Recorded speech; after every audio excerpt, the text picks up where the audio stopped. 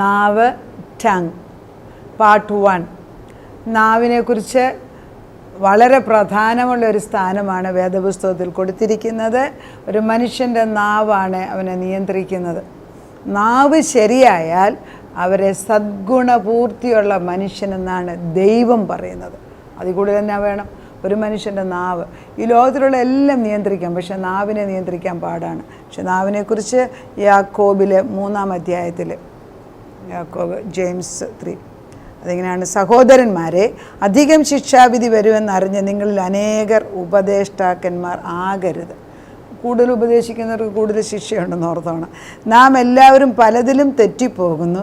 ഒരുത്തൻ വാക്കിൽ തെറ്റാതിരുന്നാൽ, നാവ് ഒരുത്തൻ വാക്കിൽ തെറ്റാതിരുന്നാൽ അവൻ ശരീരത്തെ മുഴുവനും കടിഞ്ഞാണിട്ട് നടത്തുവാൻ ശക്തനായി സദ്ഗുണപൂർത്തിയുള്ള പുരുഷനാകുന്നു. അപ്പം നാവ് ശരിയായിട്ട് ഉപയോഗിച്ചാൽ നമ്മുടെ ശരീരത്തെ നിയന്ത്രിക്കാം, അവനെ സദ്ഗുണപൂർത്തിയുള്ളവനായിട്ട് കാണും. ഈ നാവ് ശരിയാക്കാനാണ് ഒരു കണക്കിന് നോക്കിയാൽ ജോസഫിനെ കാരാഗ്രഹത്തിലിട്ടതും ഈ യാത്രയെല്ലാം പഠിപ്പിച്ചതും എല്ലാം അവൻ്റെ നാവിനെ ശരിയാക്കാൻ. അതുകൊണ്ടാണ് ആദ്യമേ സഹോദരന്മാരെ കുറ്റം പറഞ്ഞ ജോസഫ് അവസാന ഭാഗങ്ങളിൽ ജോസഫ് സഹോദരന്മാരെക്കുറിച്ച് വളരെ സ്നേഹമായിട്ട് അവരോട് ഇടപെടാൻ ഇടയായത്. Because of the training. ആ നാവ് ട്രെയിൻ ചെയ്തു. നാവ് ട്രെയിൻ ചെയ്യുമ്പോൾ ചിന്ത ശരിയാവും. എൻ്റെ ചിന്ത ശരിയാകുമ്പോൾ നാവ് ശരിയായി. It is simple. നമ്മൾ നാവ് കൊണ്ട് പറയുന്നതേ സംഭവിക്കുന്നുള്ളൂ. ചിന്തയ്ക്ക് സ്വർഗത്തിൽ ശക്തിയുണ്ട്. അറിയാം, ദൈവത്തിന് നമ്മുടെ ചിന്തകൾ നല്ലവണ്ണം ബൊമ്പാടി ചെയ്യുന്ന പോലെ കേൾക്കാം. പക്ഷെ imaginations has got power also. പക്ഷെ നാവ് കൊണ്ട് പറയുന്നത് സംഭവിക്കും. അതുകൊണ്ട് വളരെ ശ്രദ്ധയോടുകൂടി വേണം നാവ് ഉപയോഗിക്കാൻ. അപ്പോൾ ഈ നാവ് ശരിയാക്കാൻ നമ്മൾ പഠിക്കണമെങ്കിൽ ഒരു ജീവിതം എടുക്കും. ഈ 31-ാം അധ്യായത്തിലൊക്കെ നോക്കുകയാണെങ്കിൽ ആദ്യയിലെല്ലാം ദൈവം പറഞ്ഞു സൃഷ്ടിച്ചു. നാവാണ് ഉപയോഗിച്ചത്. അവൻ്റെ വാവുകൊണ്ട് പറയുന്ന എല്ലാം സംഭവിക്കാം. നമ്മുടെ നാവിന്മേലാണ് ജീവനും മരണവും ഇരിക്കുന്നത്. ഈ നാവ് ശരിയായാൽ പല കാര്യങ്ങൾ ചെയ്തെടുക്കാൻ സാധിക്കും. അതുകൊണ്ട് വേദപുസ്തകം പറയുന്നത് നമ്മുടെ ആദ്യത്തെ പരിപാടി, ആദ്യം നമ്മുടെ കുഞ്ഞുങ്ങളെ പഠിപ്പിക്കുമ്പോൾ തൊട്ട്, നമ്മൾ ഈ കൊച്ചു കുഞ്ഞുങ്ങളെ പഠിപ്പിക്കാൻ കണ്ടിട്ടുണ്ടോ? ചില പിള്ളേർ ക്ലിയറായിട്ട് സംസാരിക്കില്ല. അപ്പോൾ അവർ പറയും, കൊച്ചു പിള്ളേരല്ലേ, സാരമില്ല, സ്ഫുടമാണ്.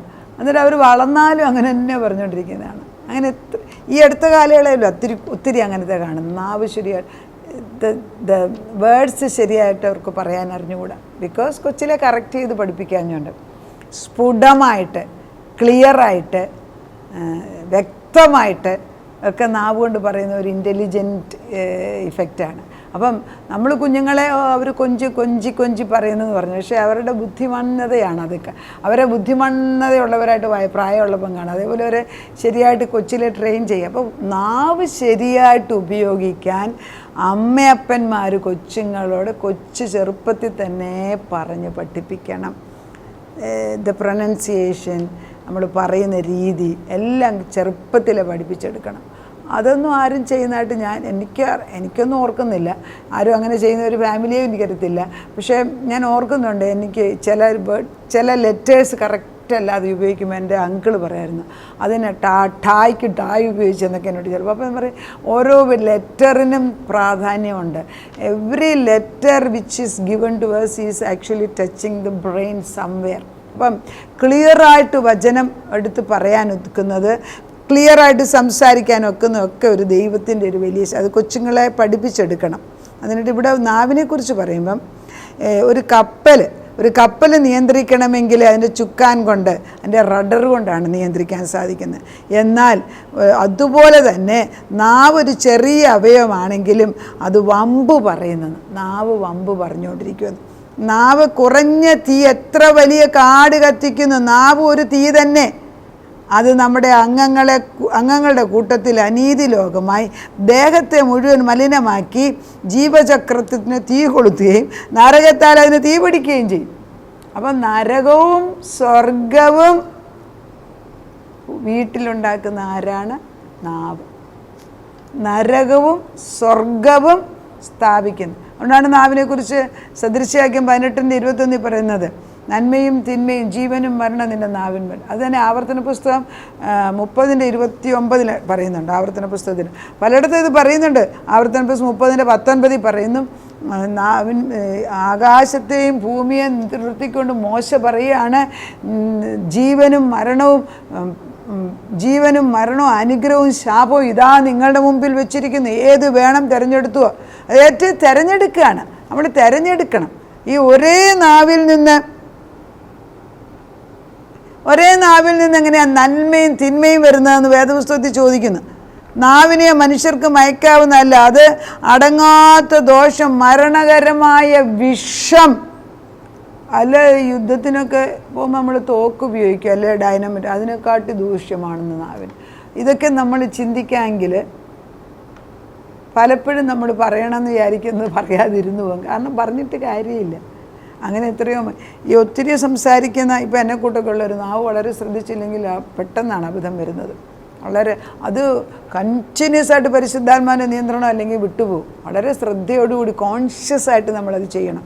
അത് പിന്നെ നമ്മൾ ദൈവത്തിന് വിട്ടുകൊടുത്ത ഒരു ഗുണമുണ്ട്. കർത്താവേ എന്നെ പഠിപ്പിക്കണമെന്ന് നമ്മൾ നാവ് തെറ്റിയാൽ, നമ്മുടെ വേണ്ടാത്തവരും പറഞ്ഞു പോയെങ്കിൽ അന്ന് മുഴുവൻ നമുക്ക് ഉറക്കം വരത്തില്ല, സ്വസ്ഥത തരണം. ദൈവം നമ്മളെ പാപബോധം ഇട്ടു തരും. ഈ പാപബോധം കിട്ടുന്നത് തന്നെ ഒരു ഭാഗ്യമാണ്. അവിടെയാണ് റിപ്പൻറ്റൻസ്. അപ്പോൾ നമ്മൾ ക്ഷമ ചോദിക്കും, ദൈവമേ ഞാൻ പറഞ്ഞത് തെറ്റിപ്പോയി, അല്ലെങ്കിൽ ചിന്തിച്ചത് തെറ്റിപ്പോയി, അതുകൊണ്ടാണ്. അത് കഴിയുമ്പോൾ പിന്നെ അടുത്ത പ്രാവശ്യം പറയുന്നിടത്ത് ഒരു വിലക്ക് വരും. അന്നേരം നമ്മളിങ്ങനെ നാവിങ്ങനെ സിപ്പിടും. അങ്ങനെ പറഞ്ഞുകൊണ്ടിരിക്കുന്ന ദൈവത്തിൻ്റെ ആത്മാവ് പറയണ്ട. അപ്പോൾ ഞാൻ പലപ്പോഴും പറഞ്ഞുകൊണ്ടിരിക്കും, ബാക്കി പറയാൻ ദൈവം പറയുന്നില്ല, അതുകൊണ്ട് നിർത്തുക എന്ന് പറഞ്ഞിട്ട്, അല്ലെങ്കിൽ ഞാൻ മാറ്റിയത് മറേ വിഷയം അങ്ങ് മാറ്റും. So these are very important. ഇതൊക്കെ ദൈവം ചെയ്യുന്നതാണ്, നമ്മളെ പഠിപ്പിക്കുന്നതാണ്. അപ്പം ദൈവത്തിൻ്റെ പരിശുദ്ധാത്മാവ് പറയുകയാണ്, മരണകരമായ വിഷമാണ്. ഒരേ ഉറവയിൽ നിന്ന്, ഒരു വായിൽ നിന്ന് സ്തോത്രവും ശാപവും എങ്ങനെ പുറപ്പെടുന്നു? സഹോദരന്മാർ എങ്ങനെ ആയിരിക്കുന്നത് യോഗ്യമല്ല. ഉറവിൻ്റെ ഒരേ ദ്വാരത്തിൽ മധുരവും കയ്പുള്ള വെള്ളം പുറപ്പെടുന്നു വരുമോ? സഹോദരന്മാരെ, അത്തിവൃക്ഷം ഒലിവ് പഴവും മുന്തിരിവള്ളി അത്തിപ്പഴവും കഴിക്കുമോ? ഉപ്പുറവയിൽ നിന്ന് മധുരമുള്ള വെള്ളം പുറപ്പെടുവിക്കുമോ? വളരെ വളരെ ശ്രദ്ധിക്കേണ്ടതാണ്. നമ്മുടെ നാവെന്ന് പറയുന്നത് നമ്മുടെ ഹോൾ ബോഡിയെ നിയന്ത്രിക്കുകയാണ്. നമ്മുടെ ചിന്താമണ്ഡലത്തിനെ നിയന്ത്രിക്കുന്നു, നമ്മുടെ പ്രവൃത്തികളെ നിയന്ത്രിക്കുന്നു, നമുക്കുള്ള എല്ലാത്തിനെയും നിയന്ത്രിക്കുന്നു. അങ്ങനെ അപ്പോൾ നമ്മളിപ്പോൾ ചിന്തിക്കുകയാണെങ്കിൽ, സത്യം പറഞ്ഞാൽ നാവ് ശരിയാണെങ്കിൽ നമ്മളെങ്ങും പോകേണ്ടത് എല്ലാം. പലപ്പോഴും ഞാനിപ്പോൾ ദൈവത്തോട് സംസാരിച്ചുകൊണ്ടിരിക്കുന്നത്, ഞാൻ അധികം പുറത്ത് ദൈവവചനത്തിന് വേണ്ടി പോകുന്നതല്ലാതെ ബാക്കി ഒരു കാര്യത്തിന് എനിക്ക് പോകേണ്ട ആവശ്യമില്ല. എല്ലാം ദൈവം എനിക്ക് ഇങ്ങോട്ട് കൊണ്ടുതരുന്നു. ഞാൻ എന്തെങ്കിലും ആഗ്രഹിച്ചാൽ അതെൻ്റെ വീട്ടിൽ കയറി വരും. ഒത്തിരിയൊന്നും അങ്ങനെ വേണ്ടാത്തൊന്നും ചിന്തിക്കുന്നില്ല, വേണ്ടിയത് എന്തെങ്കിലും ചിന്തിച്ചു പോയെങ്കിൽ പിറ്റേ ദിവസം അതിവിടെ വരുന്നതാണ്. അപ്പോൾ ഞാൻ പറഞ്ഞു, ഞാൻ ദൈവത്തോട് പറഞ്ഞതേ ഉള്ളല്ലോ, അത്ര സ്നേഹിക്കുന്ന ഒരു ദൈവമാണ്. എൻ്റെ പേഴ്സണൽ കാര്യമാണ് ഞാൻ പറയുന്നത്. അപ്പം എൻ്റെ മക്കൾക്കോ ഭർത്താവിൻ്റെ കാര്യമല്ല, എൻ്റെ പേഴ്സണലായിട്ടുള്ള ഏതൊരു കാര്യവും ഞാൻ ദൈവത്തോട് ചോദിച്ചാൽ പറയുന്നതിന് മുമ്പേ എനിക്ക് അതർത്ഥ വചനം പറയുന്നുണ്ട്, നിങ്ങളുടെ വായിൽ നിന്നൊരു വചനം വരുന്നതിന് മുൻപേ ഞാൻ നിനക്ക് ഉത്തരം തരുന്നു. അങ്ങനെയുള്ളൊരു ദൈവം ഉണ്ടെന്നേ. അത് ഇനിയും മരിച്ചു കഴിഞ്ഞിട്ട് അനുഭവിക്കാൻ. സ്വർഗം ജീവിച്ചിരിക്കുമ്പോഴാണ് ഉണ്ടാക്കേണ്ടത്. സ്വർഗം എന്ന് പറഞ്ഞ് നമ്മൾ സ്വർഗം ചിന്തിക്കുക, അതാണ് മേളിലിരിക്കും. സ്വർഗം ഇവിടെയാണെന്നേ, സ്വർഗം നമ്മുടെ ഹൃദയത്തിലാണെന്നേ, സ്വർഗം എൻ്റെ വീട്ടിനകത്താണെന്നേ.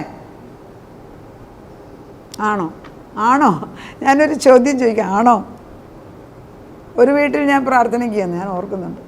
അവരുടെ വീട്ടിൽ അവരുടെ ബെഡ്റൂം മുഴുവൻ ഇരുട്ടാണ്. അപ്പോൾ ഞാൻ ചോദിച്ചു, എന്താ ആ മുറി, ഏത് മുറിയാന്ന് ചോദിച്ചു. അപ്പോൾ ഒരു ബെഡ്റൂം. ഞാൻ പറഞ്ഞു, അവിടെ ഇപ്പിടി ഇരുട്ടാണല്ലോ, എന്താ കുട്ടി? ഞാൻ പറഞ്ഞു, അടുത്ത പ്രാവശ്യം വരുമ്പം അവിടെ എല്ലാം തൂത്ത് വൃത്തിയാക്കി ജനൽ തുറന്നിട്ട് വെട്ടമാക്കി നല്ല മനോഹരമാക്കിയിട്ട്. അതാ കുട്ടി കേട്ടു. അത് കഴിഞ്ഞ പിന്നെ അത് കുറച്ച് കഴിഞ്ഞപ്പോൾ അവർ പുതിയ വീട് വെച്ച് മാറി. അപ്പം എന്നെ വിളിച്ചുകൊണ്ട് പോയി ആ വീട് കാണിക്കാൻ. എന്താ നമ്മൾ ചില കാര്യങ്ങൾ പറഞ്ഞു കൊടുക്കും, ദൈവത്തിൻ്റെ ആത്മാവർക്ക് അനുഗ്രഹം വരാൻ. ആരെയും കുറ്റമല്ല, അത് മാറ്റിക്കൊടുത്താൽ അവരുടെ ജീവിതത്തിലെ വലിയൊരു കല്ല് നീ നമ്മൾ കാണാത്ത ചില കാര്യങ്ങളായിരിക്കും ചില കല്ലുകൾ ഒരിക്കലും അനുഗ്രഹത്തിന് വാതിൽ തുറപ്പിക്കത്തില്ല. അനുഗ്രഹത്തിന് തടസ്സമായിട്ട് നിൽക്കുന്ന ചില സ്വഭാവങ്ങളുണ്ട്. ആ കല്ലുകളെല്ലാം ഉരുട്ടി മാറ്റിപ്പോട്ടെ, വേണ്ടാത്തതെല്ലാം അഴിഞ്ഞു പോട്ടെ. ദൈവം നമ്മുടെ നാവിനെക്കുറിച്ച് അധികമായി ആഗ്രഹിക്കുമ്പം കർത്താവ് പറയുന്നത് ഈ നാവിനെക്കുറിച്ച് യെശയ്യാ 50:4 വാക്യമുണ്ട്. അതുകൂടാതെ തന്നെ ഈ പത്രോസിനകത്തൊരു വാക്യമുണ്ട്, അതുകൂടെ വായിക്കാം. ഈ ദോഷത്തിന് പകരം നാവിനെക്കുറിച്ച് പറയുമ്പോൾ ദോഷത്തിന് പകരം ദോഷവും, ഞാനിപ്പോൾ വായിക്കുന്നത് 1 പത്രോസ് 3:9. ദോഷത്തിന് പകരം ദോഷവും ശകാരത്തിന് പകരം ശകാരവും ചെയ്യാതെ നിങ്ങൾ അനുഗ്രഹം അനുഭവിക്കേണ്ടതിന് വിളിക്കപ്പെട്ടതുകൊണ്ട് അനുഗ്രഹിക്കുന്നവരായിരിപ്പീൻ. എത്ര പേരെ അപ്പം നമ്മുടെ വീട് വന്ന ഒരാളെ നമ്മളെ അനുഗ്രഹിക്കണം എന്ന് പറഞ്ഞാൽ നമുക്ക് 4 പേരുടെ മുഖം വരുന്നുണ്ടോ? ഞാനിപ്പോൾ തിരുവല്ലായി വന്നിട്ട് കുറച്ച് നാളായി. ഇവിടെ ഈ താമസമായിട്ടിപ്പം 2 കൊല്ലം ആകാൻ പോകുന്നു. പെട്ടെന്ന് എന്നെ ഒരാൾ എൻ്റെ ഭവനത്തെ, എൻ്റെ മക്കളെ, എൻ്റെ കുടുംബത്തെ അനുഗ്രഹിക്കണം എന്ന് പറഞ്ഞാൽ എൻ്റെ മനസ്സിൽ ആരുടെയും പടം വരുമോ, ചിത്രം വരുമോ? I too think. ഞാൻ തന്നെ ഇരുന്ന് പ്രാർത്ഥിച്ച് ദൈവത്തിൽ നിന്ന് വാങ്ങിച്ചെടുക്കുന്നുണ്ട് വല്ലപ്പോഴും ഒക്കെ ആൾ. പക്ഷേ ഒരു പർപ്പസ്ലി നമ്മളെ കോൺഷ്യസ് ആയിട്ട് അനുഗ്രഹിക്കുന്ന ഒരു വ്യക്തി ഉണ്ടോ? അങ്ങനെ ഉണ്ടാകാൻ നമുക്ക് പ്രാർത്ഥിക്കാം. കാരണം ഈ വചനം എടുക്കുന്നവർക്ക് അനുഗ്രഹിക്കാൻ അവകാശമുണ്ടല്ലോ. അങ്ങനെ അവർ ചുമ്മാ വരുന്ന വരില്ല, അവർ അനുഗ്രഹിക്കാനായിട്ട് വരണം. ചുമ്മാ എഴുതിക്കൂട്ടി വെക്കുന്നതല്ല, അവരുടെ ആത്മാവ് നിറഞ്ഞ് അനുഗ്രഹിക്കാൻ. അതാണ് ദൈവത്തിന് ഇഷ്ടം. അതുകൊണ്ട് ജീവനെ ആഗ്രഹിക്കുകയും ശുഭകാലം കാണുവാൻ ഇച്ഛിക്കുകയും ചെയ്യുന്നവൻ ദോഷം ചെയ്യാതെ എൻ്റെ നാവിനെയും വ്യാജം പറയാ അധരത്തെയും അടക്കിക്കൊള്ളട്ടെ. അവൻ ദോഷം വിട്ടകന്ന് ഗുണം ചെയ്യും, സമാധാനം അന്വേഷിച്ച് പിന്തുടരും. കർത്താവിൻ്റെ കണ്ണ് നീതിമാന്മാരുടെ മേൽ, അവൻ്റെ ചെവി അവരുടെ പ്രാർത്ഥനയ്ക്കും തുറന്നിരിക്കുന്നു. എന്നാൽ കർത്താവിൻ്റെ മുഖം ദുഷ്ടവൃത്തിക്കാർക്ക് പ്രതികൂലമായിരിക്കും. നമ്മൾ മനസ്സിലാക്കേണ്ടത്, നമ്മൾ അനുഗ്രഹിക്കാൻ ജീവനുള്ള വ്യക്തികൾ പറയണം, നാവെടുത്തിപ്പിക്കണം. ഞങ്ങളുടെ പ്രെയർ ഗ്രൂപ്പിൽ, നമ്മുടെ പ്രെയർ ഗ്രൂപ്പ് തിരുവല്ലപ്പെടുക, നമ്മുടെ പ്രെയർ ഗ്രൂപ്പിനകത്ത് അനുഗ്രഹിക്കാൻ പറഞ്ഞാൽ എനിക്ക് എത്ര 4-5-8 പേരുടെ പേരൊട്ടെന്ന് ഓർമ്മ വരും. ടിറ്റിട്ട് വണ്ണേ. കാരണം അവർക്ക് അനുഗ്രഹിക്കാൻ അറിയാവുന്ന, വർഷങ്ങളായിട്ട് 30 വർഷങ്ങളായിട്ട് പ്രാർത്ഥന ഒന്നിച്ച് നടത്തുന്നവരുണ്ട്. അവർ അനുഗ്രഹിക്കാൻ മാത്രം ഇരിക്കുന്നവർ. ഏത് തിന്മയുടെ നടുക്കും അനുഗ്രഹം വിളിച്ച് പറയുന്നവർ. അതൊക്കെയാണ് ജീവിതത്തിൻ്റെ ഡയമണ്ട്സ്. അതാണ് നമ്മുടെ ഭാഗ്യം. അവരാണ് നക്ഷത്രം, അവരാണ് വിളക്ക്, അവരാണ് യഥാർത്ഥ കൂട്ടുകാർ. അങ്ങനെയുള്ളവരെ ഉണ്ടോ? ഉണ്ടാക്കാൻ പ്രാർത്ഥിക്കുക. നമ്മളങ്ങനെ ആകുക. നമ്മളങ്ങനെ ആകുമ്പോൾ നമുക്ക് ഇതെല്ലാം, അതായത് നമ്മുടെ സ്വഭാവമുള്ളവരെ ഒന്നിച്ചെടുക്കത്തുള്ളൂ. നമ്മൾ അനുഗ്രഹിക്കുന്നവരാണെന്നാൽ അനുഗ്രഹിക്കുന്നവർ നമ്മുടെ ജീവിതത്തിൽ കടന്നു വരും. ശപിക്കുന്നവനാണെങ്കിൽ ശപിക്കുന്നവൻ കയറി വരത്തുള്ളൂ. അനുഗ്രഹിക്കുന്നവരാകുവിൻ. നമുക്ക് പ്രാർത്ഥിക്കാം. നാവിനെക്കുറിച്ച് ഒത്തിരി കാര്യം വേദപുസ്തകത്തിൽ എഴുതിയിട്ടുണ്ട്. പക്ഷേ ഏറ്റവും പ്രധാനം, ഒരു മനുഷ്യൻ്റെ നാവ് ശരിയായാൽ അവൻ്റെ ശരീരത്തെ അവനെ നിയന്ത്രിക്കാൻ ഒക്കുമെന്നും അവൻ പെർഫെക്റ്റ് അല്ലെങ്കിൽ സദ്ഗുണപൂർത്തിയുള്ളവനായി തീരുമെന്നും ദൈവവചനം പറയുന്നു. നാവ് ശരിയല്ലാത്തതുകൊണ്ടാണ് ഈ ചുറ്റുപാടും കാണുന്ന പല പ്രശ്നങ്ങളും. നാവ് ശരിയല്ലാത്തതുകൊണ്ടാണ് അടിയങ്ങളുടെ കുടുംബത്തിൽ പ്രശ്നം ഉണ്ടാകുന്നത്. എന്തെങ്കിലും ഒളിഞ്ഞു കിടപ്പുണ്ടെങ്കിൽ അഴിഞ്ഞു പോകട്ടെ. മക്കളിലോ മരുമക്കളിലോ കൊച്ചുമക്കളിലോ അല്ല കയറി വരുന്നവരിലോ ജോലിക്കാരിലോ ആരില്ലാന്നറിഞ്ഞു നമ്മളിലോ ഒക്കെ ഉള്ളത് അഴിഞ്ഞു പോകണം. ഒരേ നാവിൽ നിന്ന് ശാപവും അനുഗ്രഹവും വരരുത്. ഒരേ നാവിൽ നിന്ന് ഉപ്പും മധുരവും വരത്തില്ല. അതുകൊണ്ട് ഞങ്ങളുടെ നാവുകളെ പഴയ നാവ് പിഴുതെടുത്ത് ദൂരെ കളഞ്ഞിട്ട് പുതിയ നാവ് വെച്ച് തന്നേക്കത്തുള്ളൂ. അത് ട്രെയിനിങ് ആണ് പഠിപ്പിച്ചാട്ട്. ഞങ്ങളുടെ നാവുകൾ നിൻ്റെ നാമത്തിൽ അനുഗ്രഹിക്കുന്ന നാവുകളായിട്ട് മാറിയിരിക്കുന്നു. പക്ഷേ അത് ചെയ്തിരിക്കുന്നതിനാൽ നന്ദി. പ്രാർത്ഥനയായിട്ട് ഉത്തരം തന്ന ദൈവത്തിന് നന്ദി. യേശു ക്രിസ്തുവിൻ്റെ പൊന്നുനാമത്തിൽ തന്നെ ആമേൻ.